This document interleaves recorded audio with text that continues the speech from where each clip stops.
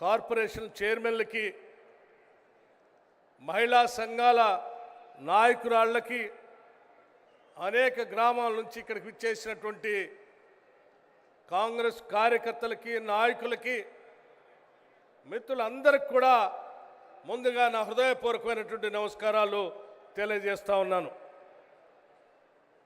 ఈరోజు వరంగల్ పట్టణానికి సంబంధించి చారిత్రాత్మకమైనటువంటి రోజుగా నేను భావిస్తా ఉన్నాను. ఒక నగరానికి, ఒక పట్టణానికి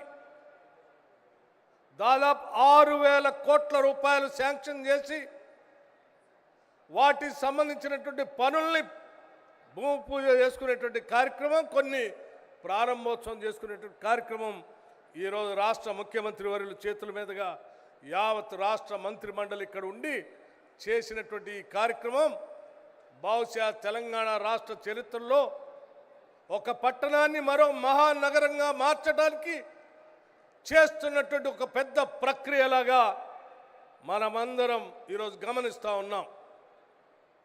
మిత్రులారా, ఈరోజు మనందరి ప్రియతమ నాయకురాలు శ్రీమతి ఇందిరాగాంధీ గారి జయంతి.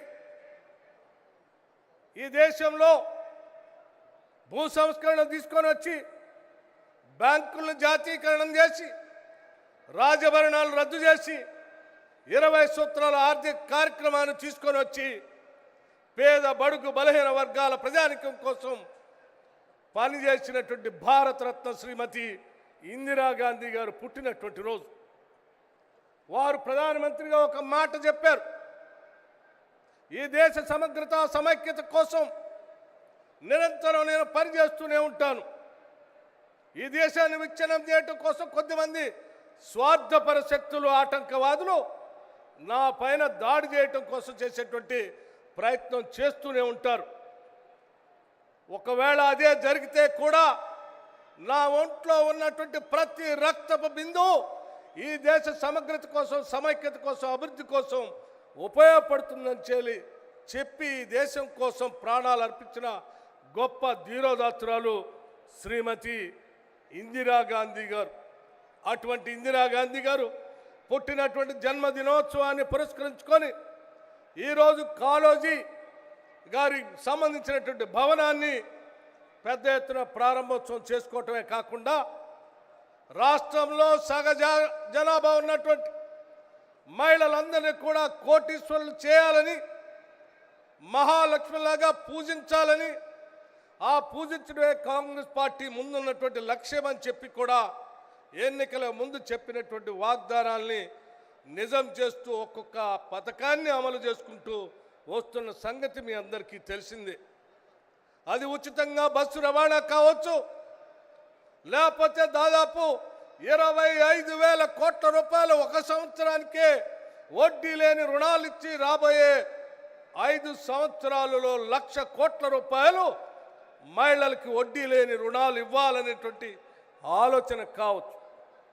ఇవన్నీ ఆనాటి గత కాంగ్రెస్ ప్రభుత్వం ఇందిరా క్రాంతి పథకం అని చెప్పి రాష్ట్రంలో ఉన్నటువంటి మహిళలందరూ ఆర్థికంగా ఎదగాలనేటువంటి ఆలోచనతో ఆనాటి ఇందిరమ్మ ప్రభుత్వం ప్రవేశపెట్టినటువంటి పథకాన్ని కోరి కొట్లాడి తెచ్చుకున్న తెలంగాణ రాష్ట్రంలో బీఆర్ఎస్ ప్రభుత్వం మొత్తాన్ని వదిలేసి వడ్డీ లేని రుణాల్ని బంద్ చేసి మహిళా ఆర్థిక సాధికారత్వం పూర్తిగా నిర్లక్ష్యం చేసి వదిలేస్తే ఈరోజు తిరిగి మీ అందరి ఆశీర్వచనంతో అధికారంలోకి వచ్చినటువంటి ఇందిరమ్మ ప్రభుత్వం ఆలోచన చేసింది. మళ్ళీ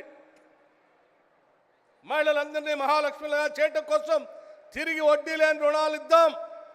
అది సంవత్సరానికి 25,000 కోట్లు కావచ్చు, 5 సంవత్సరాలు 1,00,000 కోట్లైనా పర్వాలేదు, వాళ్ళ కోసం మనం చేసి నిలబడతాం. వాళ్ళ అభివృద్ధే ఈ రాష్ట్ర అభివృద్ధి అని ఆలోచన చేసి ముందుకు పోతున్నటువంటి సందర్భంలో ఏర్పాటు చేసినటువంటి సభ ఇది.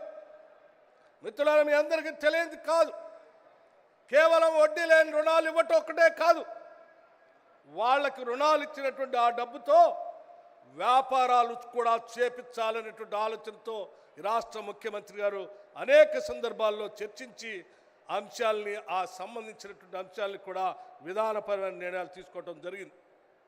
అది ఉచితంగా ఇచ్చేటువంటి బస్సు రవాణాకు సంబంధించిన బస్సులు కొనుగోలు కావచ్చు,